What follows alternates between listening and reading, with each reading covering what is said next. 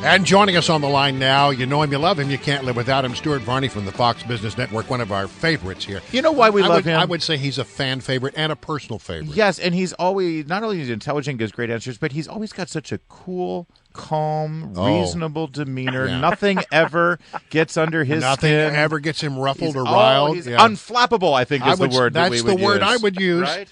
If I were to describe Stuart Varney, except when you're talking about the issue of fracking. Oh, my gosh, what happened there? I mean, we'll play a little of it here in a moment, but you got into it with a guy about fracking, huh? An anti-fracking guy on my show on live television called me a liar twice. I didn't like that, and I responded forcefully. Not physically, but forcefully. You kicked him out. I did. Here's a little flavor of it, if you'd like to get up to speed on this.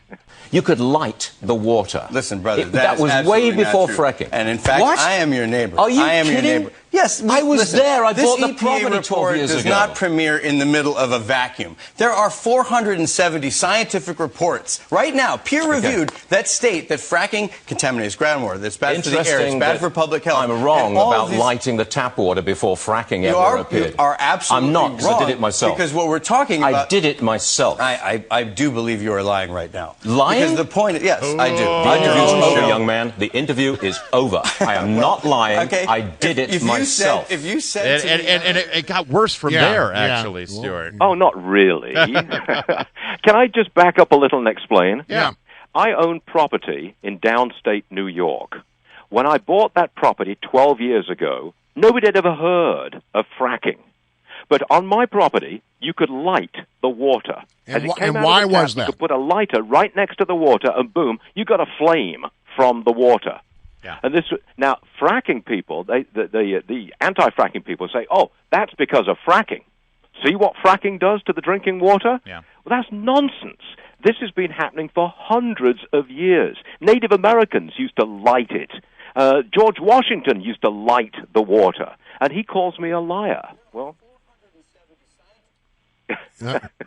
you cut him off in his prime right there, I think. Yeah. You did. Although, by the way, really quickly, I did this. This was my favorite way of the way you handled it. You're out of here, son. That's good stuff.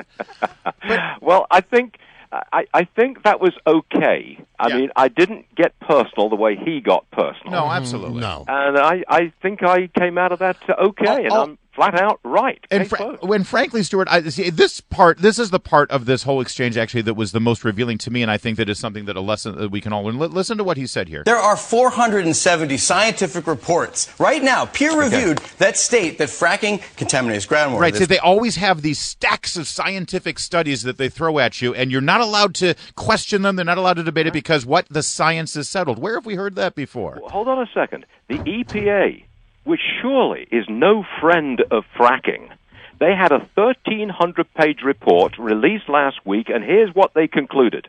We did not find evidence that fracking has led to widespread systemic impact on drinking water in America. In other words, fracking does not contaminate the drinking water in America on a widespread basis, period. Yeah.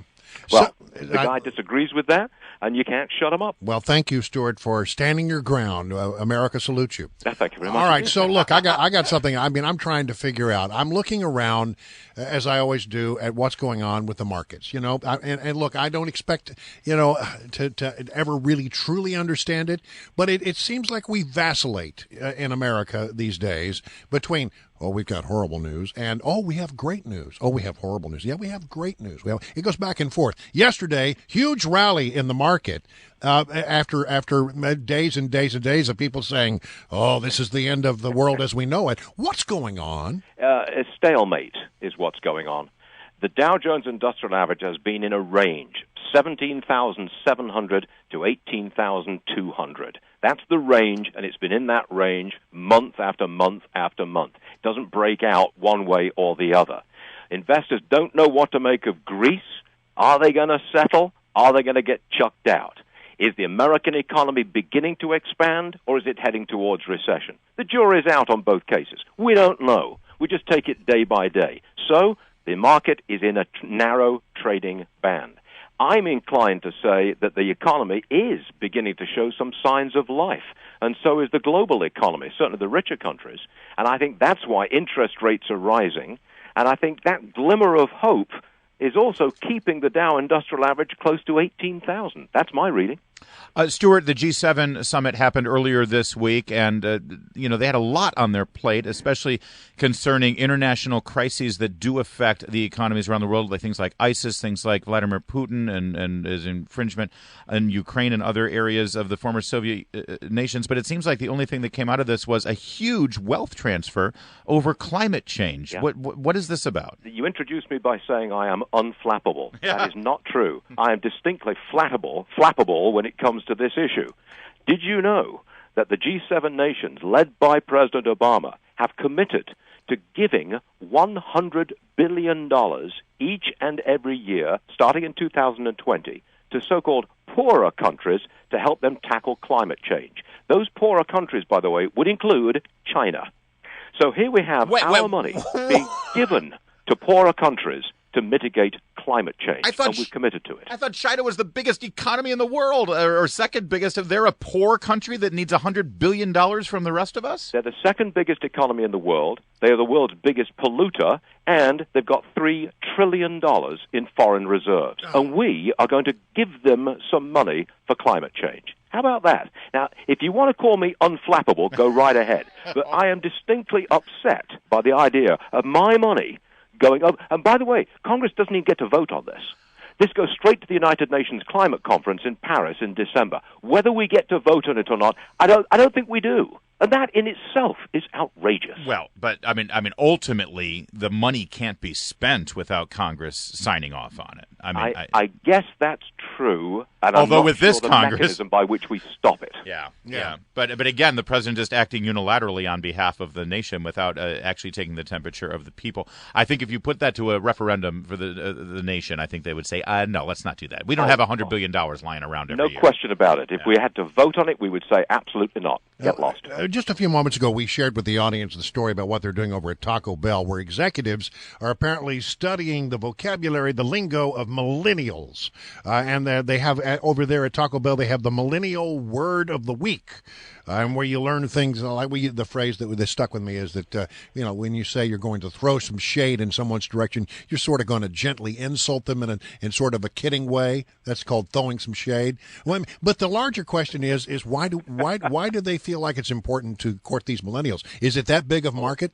Oh, yes, it is. Millennials have made an enormous... Well, I don't know how to define a millennial, but I'm saying 19 through, say, 32 years of age. That age group is going to be the biggest demographic cohort as we go through the years. They've had a huge influence on entertainment, food, technology, how we use technology. They have enormous influence. You've got to get used to them. And I guess that's what they're teaching the executives, how to get used to them, how to understand this generation, because they do have enormous power. Look at the way the fast food companies, look at the way restaurants are adjusting their menus to take account of millennial taste. Look what's happening with the streaming business and with the television business to take account of millennial taste in entertainment and how they receive that entertainment. Well, as always, Stuart Varney, you are on fleek.